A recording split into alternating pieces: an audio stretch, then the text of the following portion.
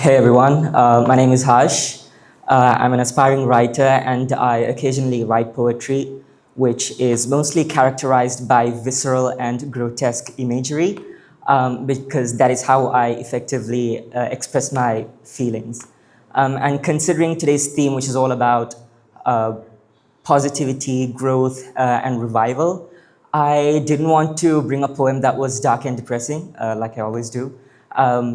So I had to go back to my collection of poems that I've ever written to find a poem, only to find out that every poem I've ever written is dark and depressing. So I had to write one from scratch, which was quite difficult because I had to figure out how to write a poem that was hopeful and positive while retaining my poetic style. And I did. It's still graphic, but bear with me. It was either going to be this poem or My Grandmother is Not a Centipede, which is a little bit more disturbing. Before I begin, I have to ask, is everyone aware of the fact that deer, the animal, freeze when they see headlights? Yes, yes. If not, just go watch Peter Rabbit, trust me. This poem is called Where Are My Eyes? Why does everyone have only two eyes and I have 1,092? Last year, I had 1,040 and 988 the year before. It appears I grow a new eye every week, and every week my head gets heavier because of the antlers that grow like a cursed crown on my head. A deer has antlers on its head, proud, fierce, and protective, like the branches of a leafless tree. My antlers grow the same way, except they grow out through my eye sockets like the branches of a lifeless tree. Except the leaves at the tips are all my eyeballs, 1,000 rolling eyes at the ends of my branches, perpetually surveying the world for me, even when I'm paralyzed with fear. Every time I'm paralyzed with fear.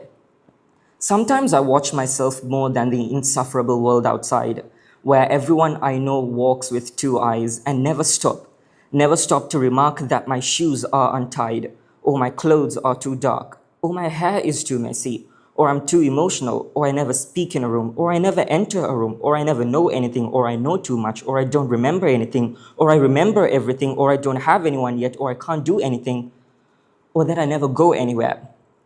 How would I? When every single time someone looks at me, I freeze in fear, in contempt, in rage, at nobody else but myself. Therefore, I remain stationary and in pain, perpetually surveying the world, perpetually wondering what is wrong with me, perpetually in fear of stepping outside home. Every time I stopped, something new grew to watch for me. A new branch, a new eye, a new reason to look. So I keep looking, and I've always kept looking. I always find myself forced to see everything, notice everything, observe everything. Everything they said about me, and everything they thought of me, and everything of me that I hated. I saw everything except a way forward. The same lights blind me, the same sounds startle me, the same people frighten me. I grew more eyes to see more, but I only saw the same things again, scared by the same things again, scarred by the same things again, paralyzed by the same things again. The world did not change the more I watched it. I had seen enough, and none of it helped. Seeing had never once told me where to go. There was nothing left to see that could save me, so I closed them. I closed my eyes for good, and I no longer saw what people thought of me. I closed my eyes and I no longer froze. I no longer froze because I could no longer see. And I kept walking because I no longer froze. I kept walking and my head turned lighter. My eyeballs I no longer needed shrunk and fell to the ground like overripe fruits. And the branches of my antlers stopped growing because I've lost all reason to see.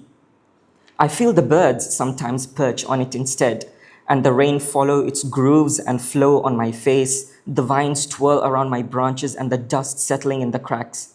I felt all of them for the first time, the marks of places I have been to and the marks of places I will go to. This crown on my head is cursed, but so is this world. This world I've refused to look at anymore. I can't see, but I haven't stopped moving. I haven't stopped walking forward. And this crown on my head will be cursed forever. I haven't stopped walking forward, and that's all that matters. How do I know where to walk if I can't see? I do not know. Where are my eyes? I do not know. But at least I'm not in the same place I was in the day before.